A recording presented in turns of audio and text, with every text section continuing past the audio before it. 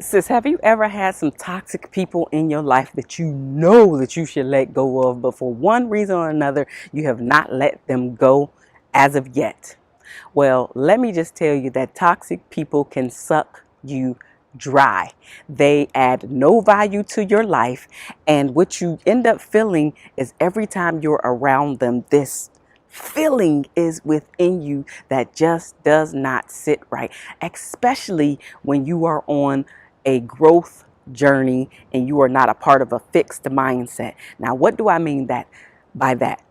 A fixed mindset person is where they are comfortable where they're at, whether or not they actually like it or not. They won't do anything about their situation. And because of that, they see most things as being negative. They automatically go to the negative. They can't figure anything out. Their life is usually in disarray, and they just are content, even though it's not serving them. Now, a growth minded person is a person that studies a lot, that self-education or going to conferences, they are constantly growing, their circle is changing a bit, they're actually more financially stable, they have more abundance in their life, and that is not just in their finances. They might have really, really great friendships. They might have a really, really great romantic relationship. They have really great relationships with their children.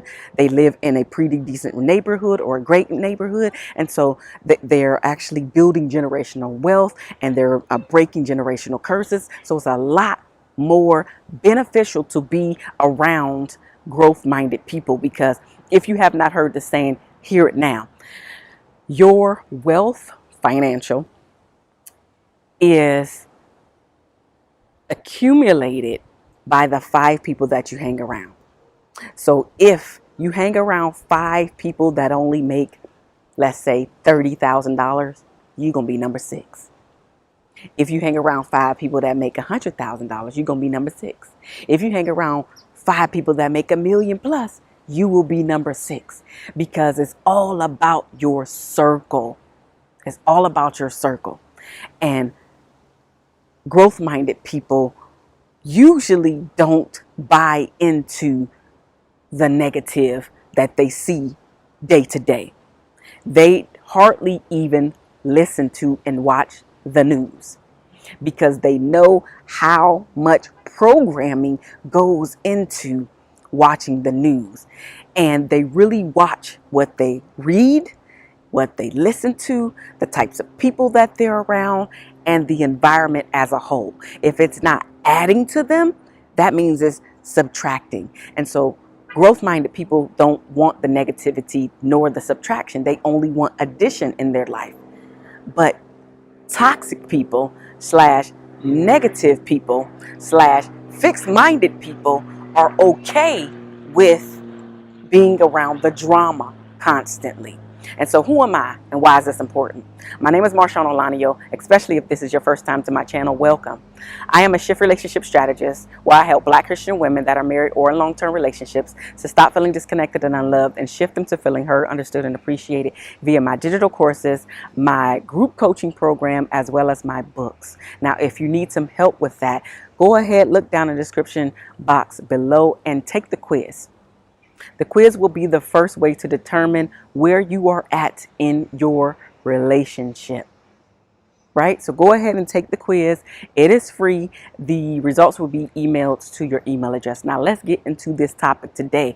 Why you must let go of toxic people. I'm going to give you 3 reasons why you need to let go of these toxic people, because they're not adding anything to you. As a matter of fact, number 1 is toxic people are takers.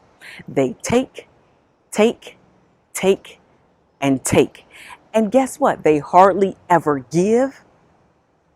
And if they do give an opinion, it's usually negative first, and then there's some convincing along the way before they even get to something positive. But they take anytime you're around a toxic person. Which leads me to point number 2. While you're around that person, and soon as they leave, you breathing easy, like, I can breathe. And you can breathe because they were draining you. You can breathe because now you can release all of that junk that they was trying to feed into you.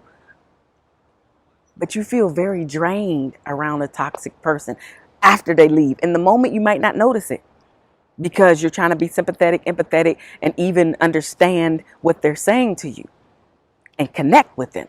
Because some of it you may feel that way. But if you notice that this is their story over and over and over again, every time you talk to this person, they're negative. Everything that comes out of their mouth is something wrong with the person, the world, they boss. It's always somebody else's fault.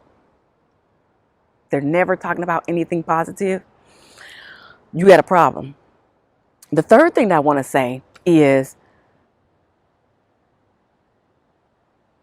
you and your stress levels will decrease significantly once this person is gone. Like literally, you can breathe, you can take deep breaths in and out and not have that anxious feeling when this person comes around because you know it's going to be something. It's going to be something.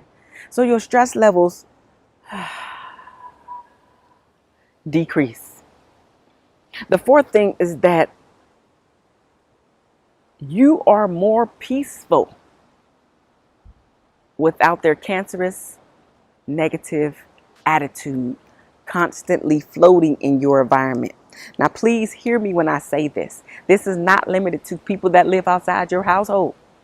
This could be your spouse or significant other, as well as their child or children or stepchildren. This could be your in-laws. This could be your parents. This could be your siblings. There are toxic people everywhere.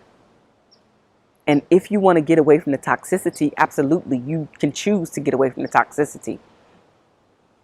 It's a choice. And there are going to be some consequences that come with your choices. They might ostracize you. They might not ask you to come over anymore. Or they might start calling you names like bougie and uppity. And she changing. But my peace, and I'm talking about me personally. My peace of mind is everything. And so if you're not adding to my life, you are absolutely subtracting from it.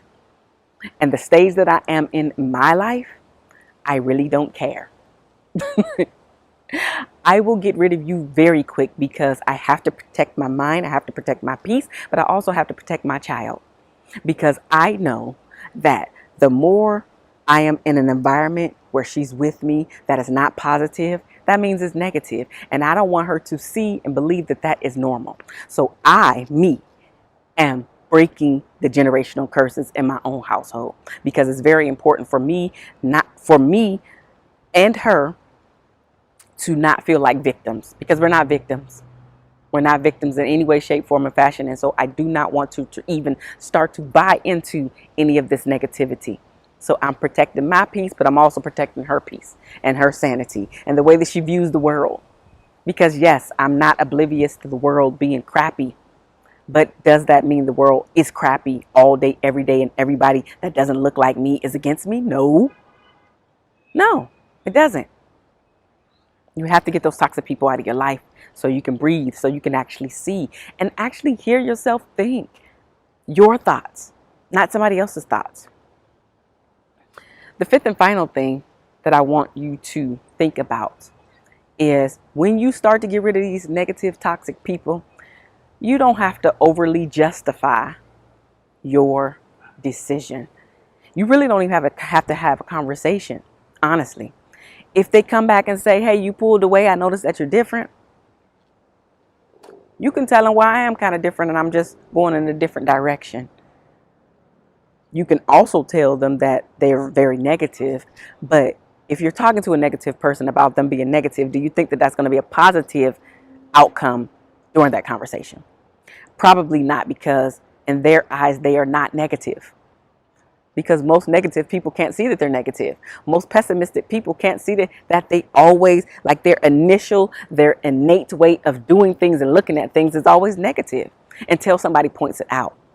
So if somebody asks me directly, and I have told people that ask me directly, if you ask me directly, I can give you my answer. But if you're not asking me directly and you're just being snarky, trying to make me feel bad over my decision, I don't have time for that any longer. We have the power to create our own lives, and that's exactly what I'm doing. I am creating the life that I really want to be a part of, as well as having the people around me that I want to be a part of. And so some of your choices that you're going to make in the near future when it comes to your friends and your family and even your spouse, there are some consequences that come with that.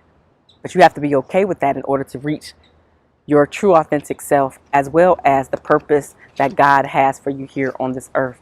Sometimes we have to leave people behind, and at some point go back, and maybe they'll be ready when you go back to them, but maybe not. Maybe they'll never be ready. And guess what? Because you are meeting more people and opening up yourself to this new life, this new way of thinking, it'll be okay, because now you're going to experience life more abundantly, have bigger, better, feel beautiful experiences that you're going to share with people that are destined and designed to be in your life for the long haul. So you must get rid of these toxic people, because they'll never help you to reach the destiny that you are supposed to be at.